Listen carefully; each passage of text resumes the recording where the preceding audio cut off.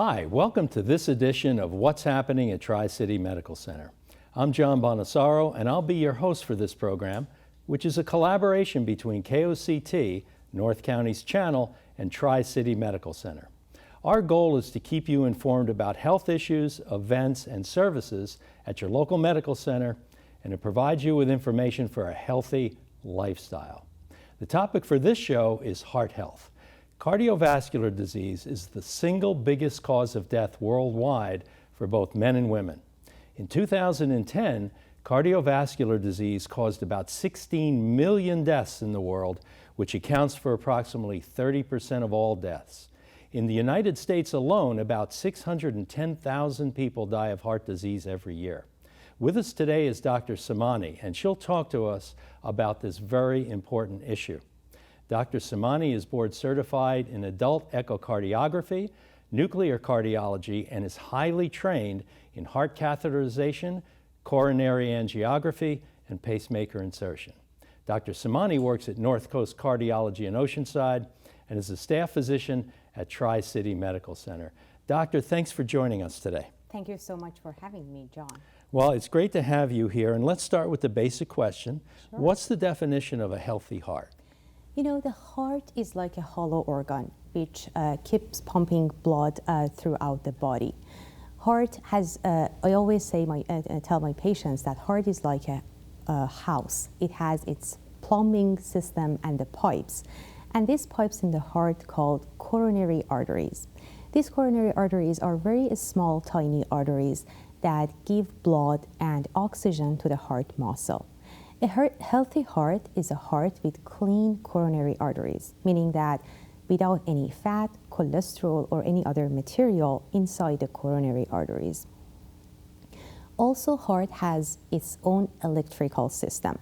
A healthy heart is a heart that beats regularly almost one beat every second. So in order to have a healthy heart, we need to have a healthy electrical system inside the heart. Heart also has different sections, and each sections are connected to other sections with doors, which we call them valve. A healthy heart has its healthy doors that they open and close properly. So a healthy heart is a combination of all these systems that they need to work together properly. So how can we have a healthy heart? A healthy heart comes from healthy lifestyle, and in order to have a healthy lifestyle, we need to minimize the major cardiovascular risk factors. What are those factors? Actually, there are 10 major cardiovascular risk factors that are known to cause cardiovascular disease, which I go over them briefly. One is age. So cardiovascular Well, that's disease, the one we can't do too much about. That's true. The prevalence of cardiovascular disease, unfortunately, increases by age, and that's the reason that we see more cardiovascular disease in elderly population. The second thing is physical inactivities. So if we do not have regular exercise, the prevalence of cardiovascular disease would increase. The other thing is obesity, and unfortunately the incidence of obesity is increasing in US, and US is already the most obese nation on earth. 4 is healthy diet. With having a healthy diet, we can definitely decrease the cardiovascular risk factors or disease, and that means having less carb or trans-saturated fat. The other risk factors are high blood pressure, which defines as having blood pressure of more than 120/80 millimeter mercury. High cholesterol is known to be a major risk factors for cardiovascular disease. High blood sugar, which defines as diabetes, is known to be a major risk factors for cardiovascular disease. And also smoking tobacco, like cigarette smoking, alcohol. The other thing is family history of heart disease. If anybody has relative, siblings, or parents with history of heart disease, that's going to be a major risk factor, especially in men below 55 and women below 65. If they have cardiovascular disease, it's a risk for other people in the family. And the last one is psychosocial stress, like job-related stress. These all 10 risk factors are known to be major clinical risk factors for cardiovascular disease. So of the 10 risk factors, some, like age and of course your genetic background, aren't controllable. Some are controllable. Exactly. So what do you think are the most important behavioral changes that can help control the ones that we can do something about? That's a very good question, actually. There are studies that done to see controlling which of these risk factors significantly can reduce cardiovascular disease. And it showed that 4 interventions or 4 changes in the lifestyle could significantly decrease the cardiovascular disease.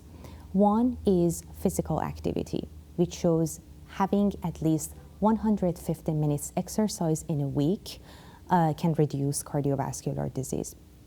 2 is losing weight. 3 is quit smoking or a smoking cessation. And then 4 is controlling blood pressure.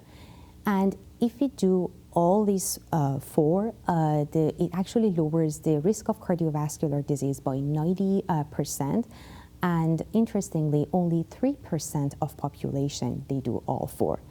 But usually in my practice, for my patients that they have some sort of cardiovascular disease, and to make it simple for them, I would go over the abbreviation of A, B, C, D, E. A stands for aspirin, or medication similar to aspirin. If the patient, they need to take aspirin based on their physician's recommendation, that stands for, that's the first thing. B is for blood pressure, or all the medications that can lower blood pressure. C, cholesterol, and also cholesterol and cigarette smoking, actually.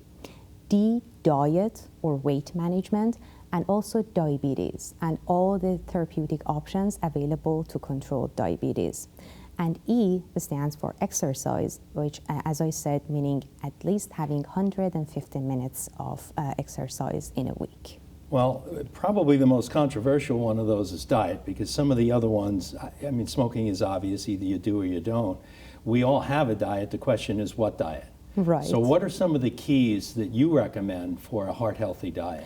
That's exactly true. There are so many controversies about which diet is better, the low American fat diet or low carb diet. But in cardiovascular field, we recommend 2 diets or 2 dietary approaches which are known to reduce cardiovascular death. Mediterranean diet and DASH diet, which is DASH, stands for Dietary Approaches to Stop Hypertension. These 2 diets, basically, they have some key elements, meaning that few things to do more and few things to do less. The things that we need to do more is to eat more fruits, vegetables, olive oil, or basically a plant-based protein, which comes from legumes or beans. The things that we need to do less is to eat meat less, especially red meat, and kind of like replace it with poultry, light meat, such as chicken, fish, or turkey, and also have less like cookies, sugar, sweets, and also to have less amount of dairy, and also kind of like avoid sugary beverages and drinks. And if you just pay attention to these few tips, definitely you can prevent cardiovascular disease and morbidities. I always tell my patient to try to choose food mindfully, try to always pay attention to the labels of the food and read them. And also, if they would like to lose weight, try to eat less calories. And of course, try to cook at home and eat at home. Doctor, we only have about a half a minute left, and we do have an important final question. What are the main symptoms of an unhealthy heart? I would say there are different varieties of main clinical symptoms of the heart disease, but in general, any discomfort or heaviness, squeezing pressure in the chest, especially with exercise or activities, shortness of breath or difficulty with breathing, especially walking up hills. The other things are like feeling heart racing, skip beats, irregular heartbeats, and sometimes having pain or cramps in the legs, swelling, puffiness in the legs, and sometimes chronic fatigue, tiredness, or fainting or syncope or dizziness. They all can be clinical presentations of unhealthy heart. Well, thanks for that great information. I know that was quick, but it's very important that we cover all of the elements. We appreciate Dr. Samani joining us today.